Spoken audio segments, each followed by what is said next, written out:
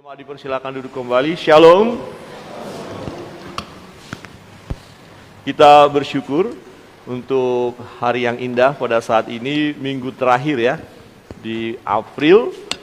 Kita sudah menikmati bagaimana Tuhan menyertai kita, menolong, suka duka silih berganti, kehidupan itu kita sudah lewati. Nah, Bapak Ibu, Saudara yang terkasih dalam Tuhan, kita akan mendengarkan firman Tuhan dari Matius pasal 28. Mari kita buka Alkitab kita. Matius 28 ayat 11 sampai dengan 15. Saya membaca ayat 11, Bapak Ibu membaca ayat 12, demikian seterusnya secara bergantian. Matius pasal 28 ayat 11 sampai dengan 15.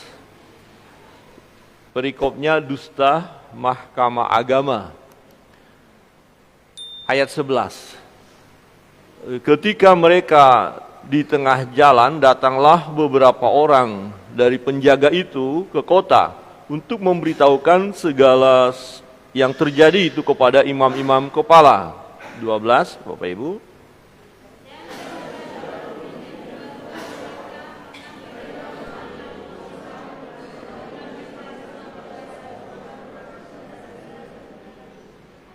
Dan berkata, kamu harus mengatakan bahwa murid-muridnya datang malam-malam dan mencurinya ketika kamu sedang tidur.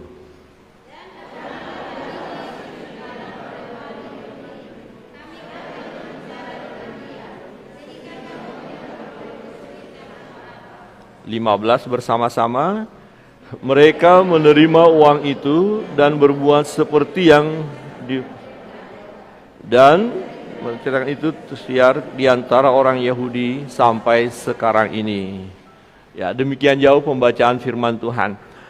Tema kita saya beri adalah bahaya menjual kebenaran, atau dengan kata lain bahaya dari dusta. Nah, di ayat 11 berkata, ketika mereka di tengah jalan, ini setelah pulang dari kuburan kosong, Yesus bangkit. Ya, ketika mereka di tengah jalan, datanglah beberapa orang dari penjaga itu ke kota dan memberitahukan segala yang terjadi kepada imam-imam kepala. Nah, penjaga-penjaga pergi ke kota memberitakan apa yang terjadi. Nah, apa yang disampaikan oleh penjaga-penjaga itu kepada imam-imam? Yang disampaikan adalah kesaksian dari para penjaga itu, serdadu itu. Jadi mereka lihat peristiwa di pagi hari itu. Ya, ketika perempuan-perempuan datang ke kubur itu. Hal ini dapat kita lihat yang mereka saksikan itu ada di ayat 2, 3, dan 4. Ya, ayat 2 berbunyi demikian. Maka terjadilah gempa bumi yang hebat sebab seorang malaikat Tuhan turun dari langit dan datang ke batu itu dan menggulingkannya, lalu duduk di atasnya. Wajahnya bagaikan kilat dan pakaiannya putih bagaikan salju. Dan penjaga-penjaga itu gentar, ketakutan dan menjadi seperti orang-orang mati. Ya, jadi serdadu ini, penjaga itu menceritakan fakta, kebenaran kepada imam-imam. Jadi sesuatu yang benar, nanti kita lihat akan muncul berita yang tidak benar. Nah, ini yang mengacaukan. Ya, jadi serdadu tahu kebenaran. Tetapi kemudian perjumpaan para penjaga atau serdadu itu dengan imam-imam melahirkan satu berita kebohongan. Ya, justru ketika ketemu dengan imam-imam itu ceritanya jadi berbeda. Ya, ini.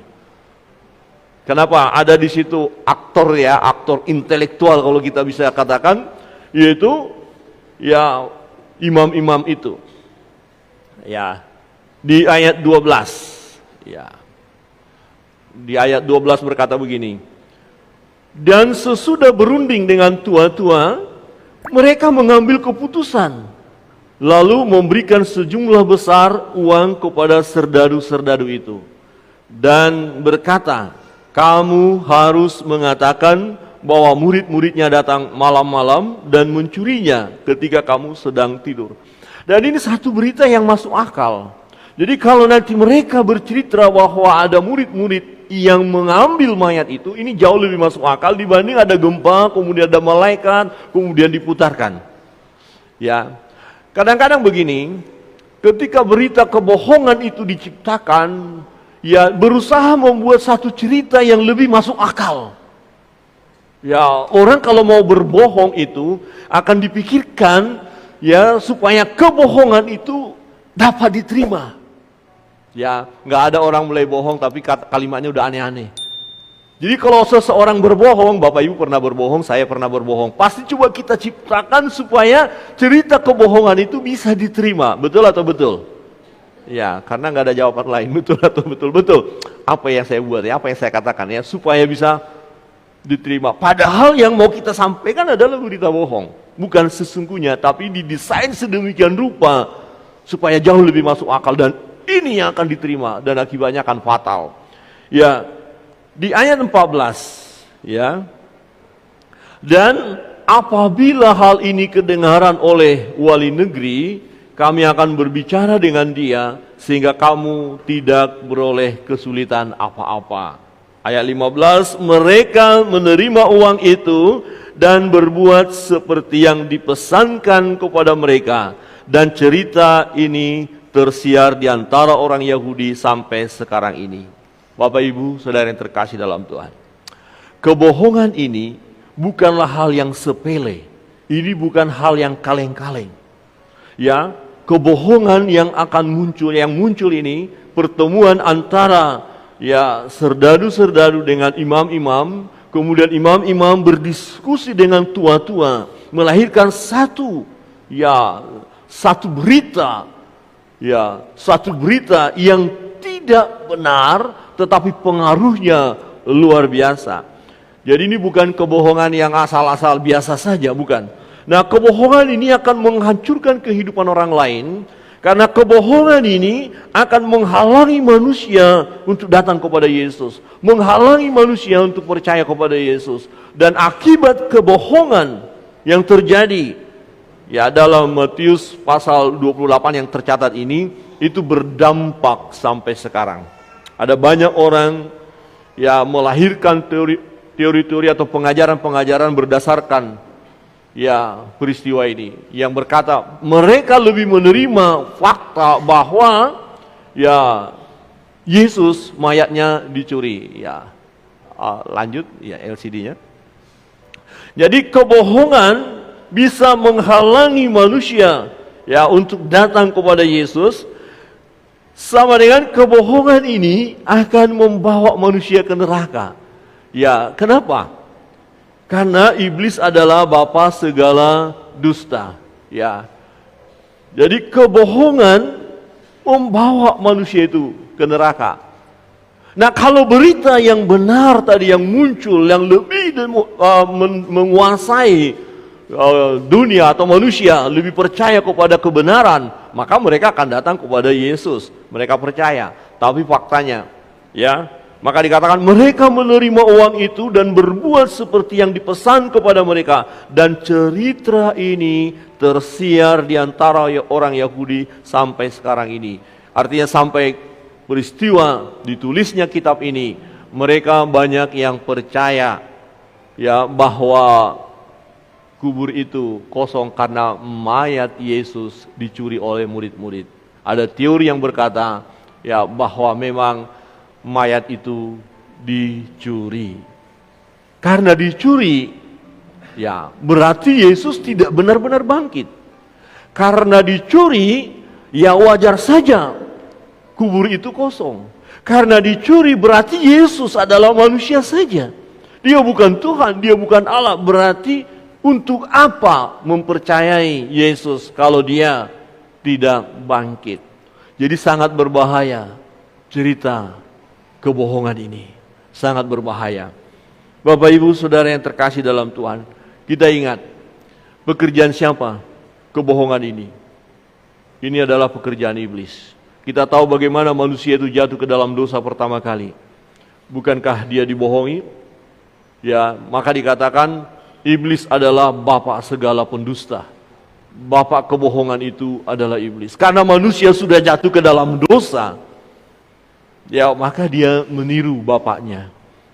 Ya, bohong. Jadi salah satu dosa yang dilakukan oleh manusia setelah jatuh dalam dosa adalah kebohongan.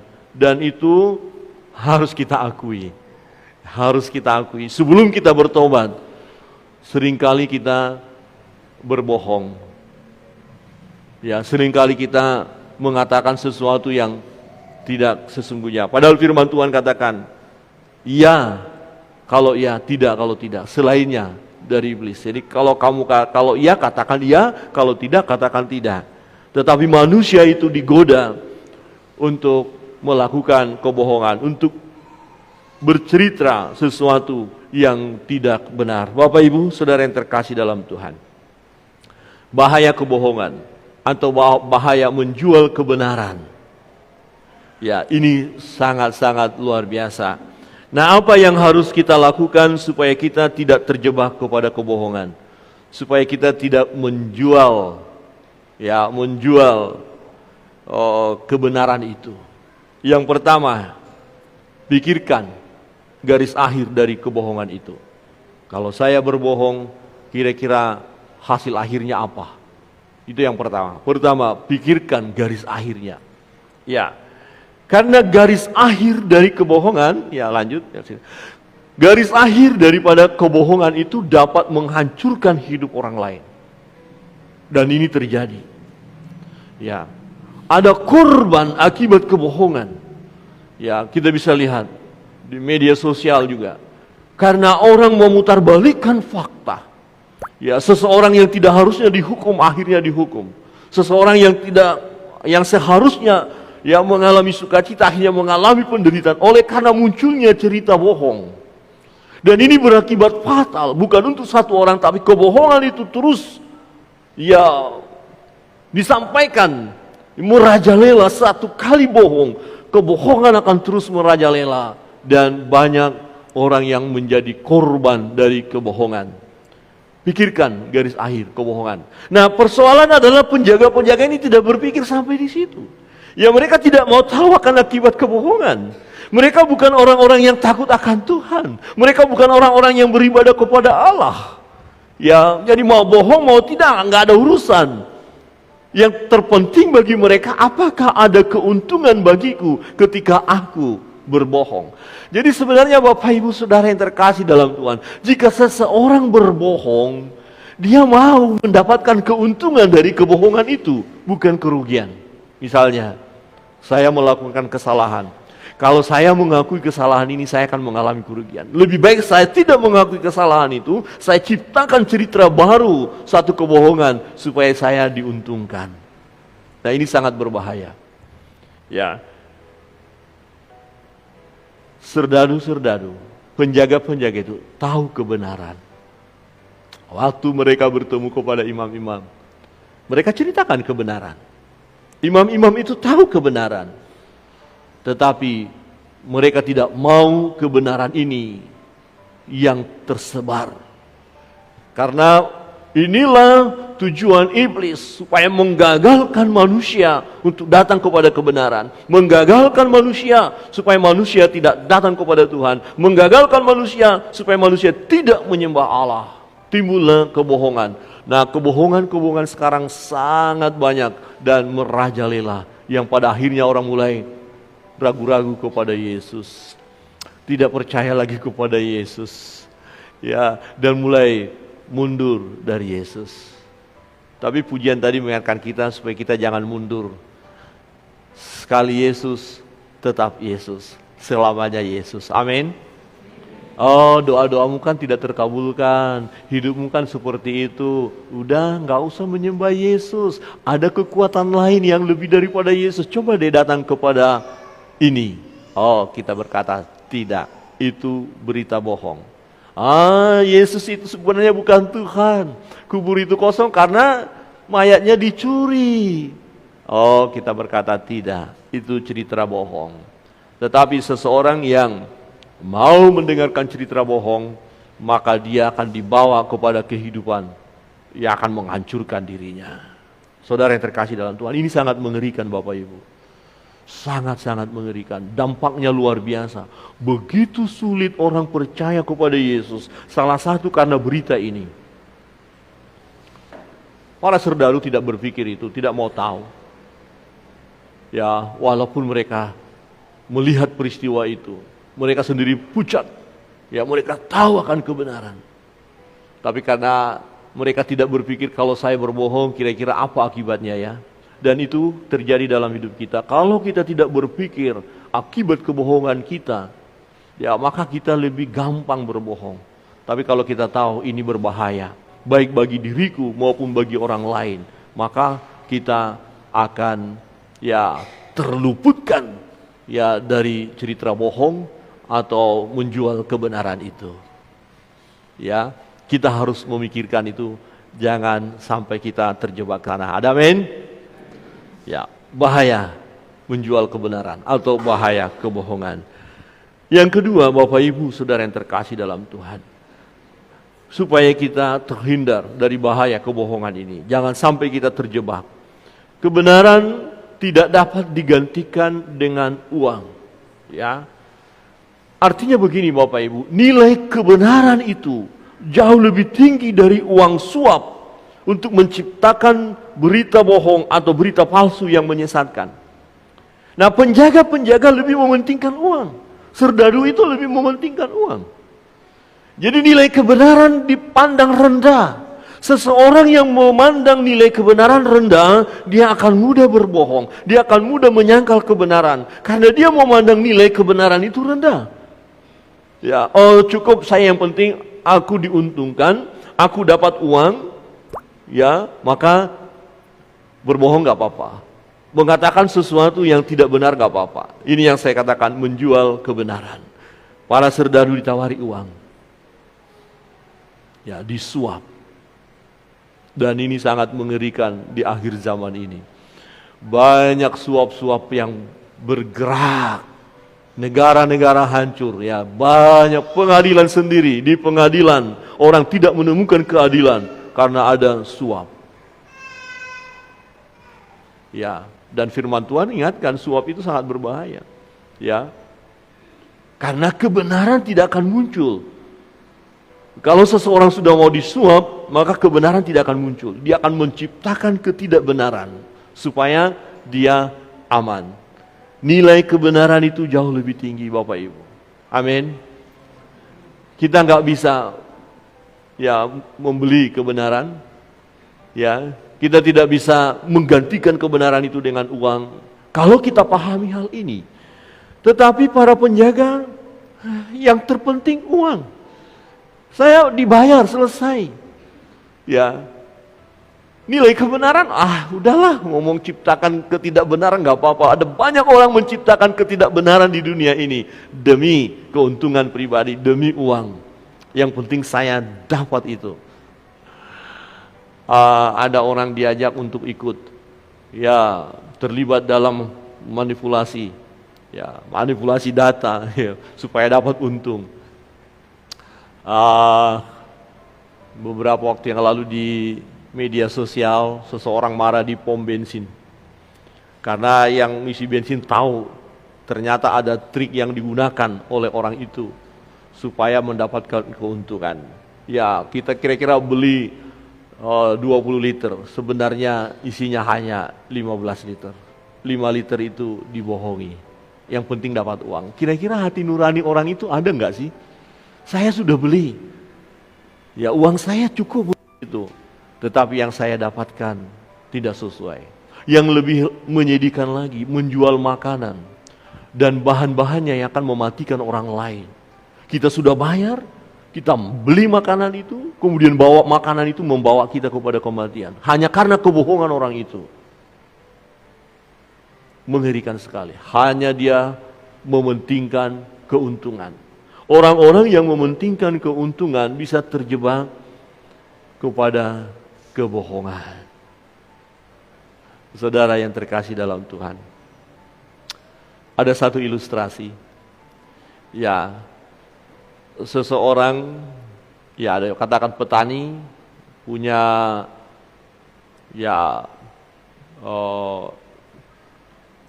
jagung yang akan dia jual, tapi dia tidak punya timbangan.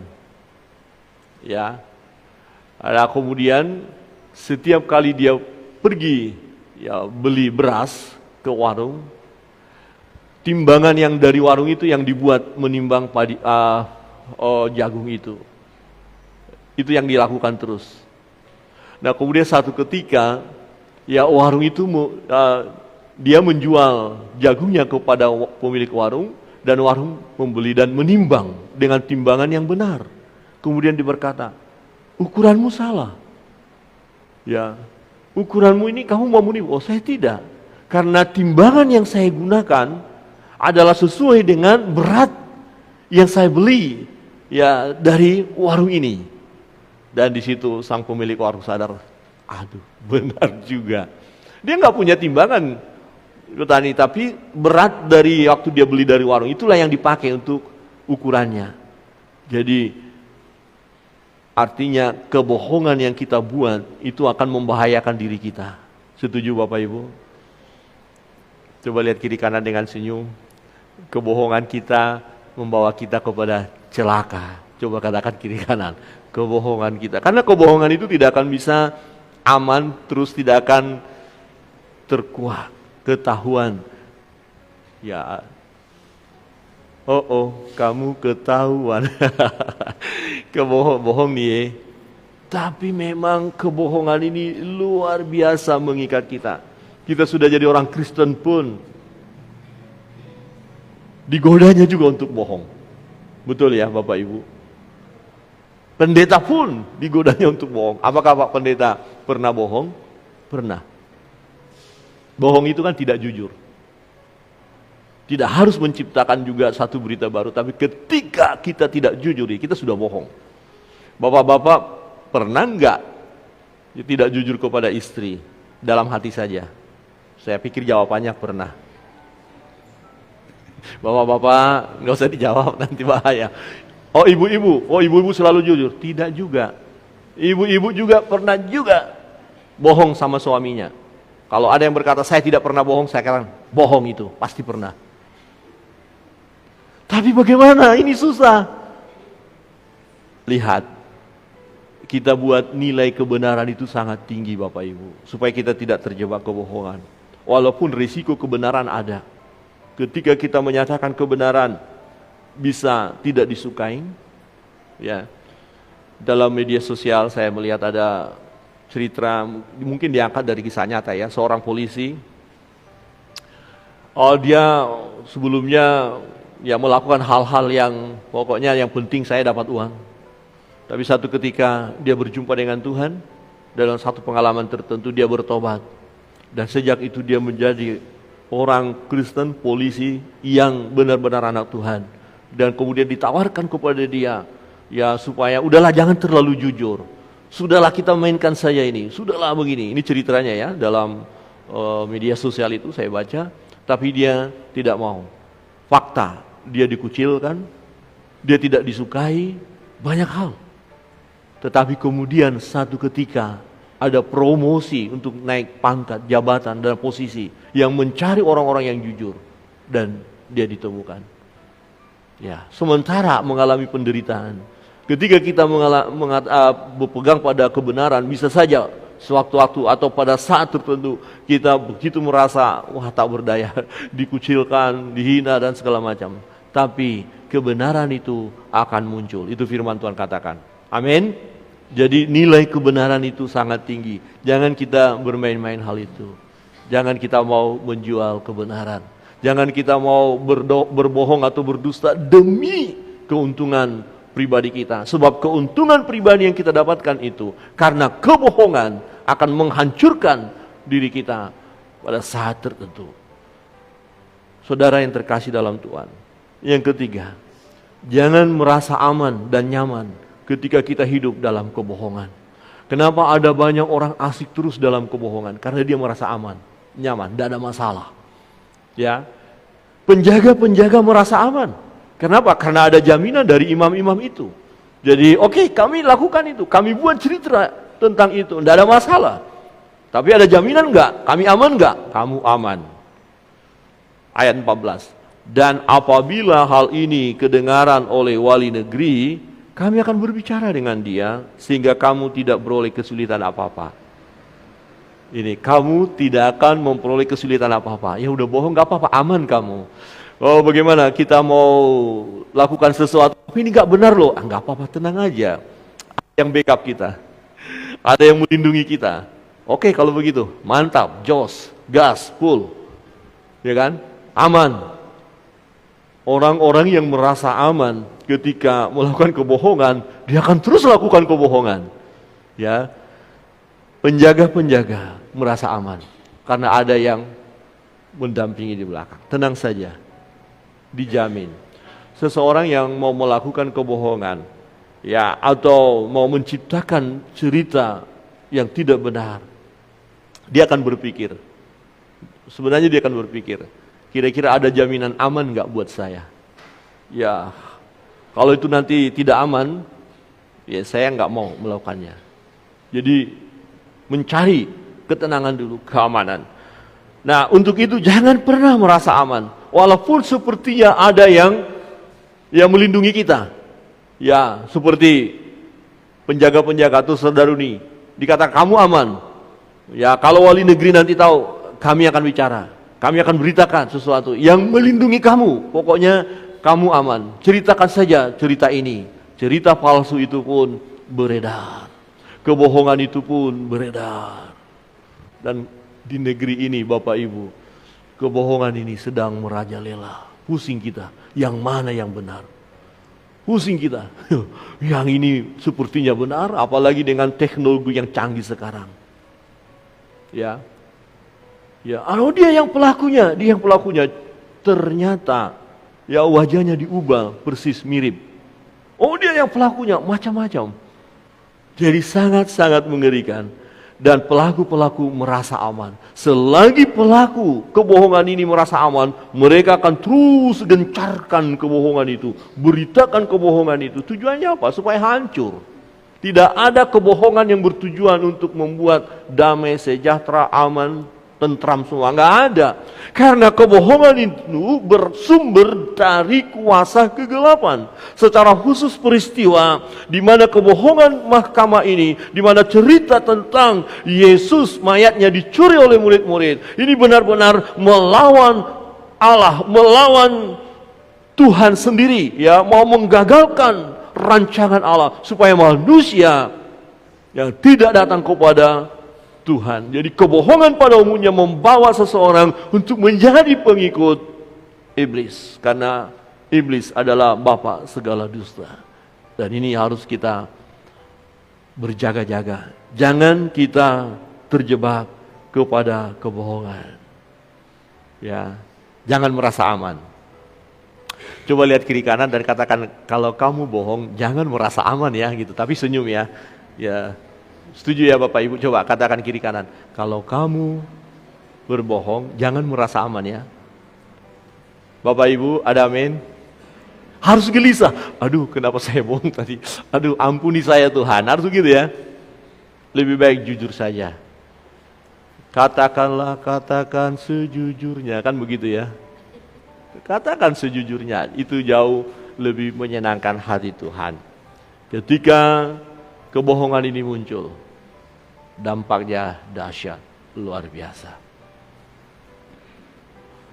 Banyak contoh-contoh baik dalam Alkitab ya maupun dalam kehidupan sekarang kita lihat akibat kebohongan itu kehancuran yang terjadi. Kehancuran yang terjadi. Kira-kira begini. Ya, satu contoh. Kalau kita sakit, ya, katakan kita sakit perut, datang ke dokter. Dokter tanya, sakitmu apa? Kepala. Maka dikasihlah obat sakit kepala, padahal perut kita yang sakit. Apa enggak tambah hancur? Jadi jujur saja. Jadi orang yang tidak jujur itu akan menghancurkan hidupnya sendiri. Setuju Bapak Ibu? Kalau jujur, pasti jalan keluar ada. Ada persoalan kita jujur, pasti Tuhan akan tolong. Sebab kebenaran itu akan muncul Bapak Ibu. Tidak bisa disembunyikan. Kebenaran akan muncul. Kebohongan akan kelihatan, akan ketahuan. Dan akibat kebohongan itu akan menghancurkan. Ada banyak rumah tangga hancur karena ada kebohongan yang terpelihara. Ditutupnya kejujuran itu, ditutupnya kebenaran itu, akhirnya berantakan. Ya, tetapi ketika kebenaran yang kita pegang sebagai nilai yang sangat tinggi, kita perjuangkan itu, ya maka hasil dari kebenaran itu adalah memuliakan nama Tuhan. Kita sendiri mengalami berkat-berkat dari Tuhan. Amin. Mungkin kita lihat orang itu bohong, tapi dia yang lebih hebat, lebih cepat naik pangkat, lebih kaya, lebih terserah, itu urusan dia. Ya kita biasa saja, benar yang kita lakukan, tapi kok susah banget ya. Tapi garis akhir dari apa yang dilakukan oleh seseorang yang hidup dalam kebenaran ini akan dapat dinikmati bahkan sampai kepada keabadian. Bapak Ibu Saudara yang terkasih dalam Tuhan, kita tahu bahaya dari kebohongan, bahaya dari menjual kebenaran itu. Ya, hubungan dengan Tuhan hancur, bahkan menghancurkan hidup sendiri.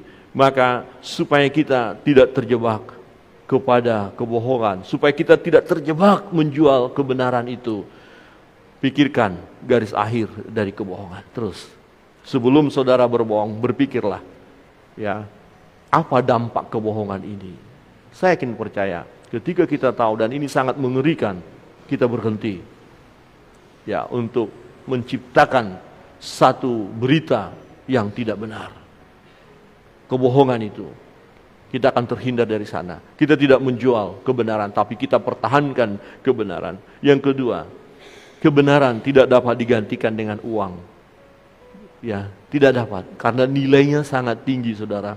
Jangan hanya karena disuap, kemudian kita ciptakan berita yang tidak sesuai dengan fakta. Itu sangat mengerikan. Dan ini sedang merajalela di negeri ini. Ya, kita tahu media sosial. Kenapa berita-berita waduh luar biasa, dibayar. Dan itu akan menghancurkan. Itu pekerjaan kuasa gelap. Itu pekerjaan kuasa setan, iblis, supaya hancur manusia itu. Dan kita berkata, tidak, saya tidak mau disuap, dibayar berapapun untuk menciptakan satu berita kebohongan. Tidak.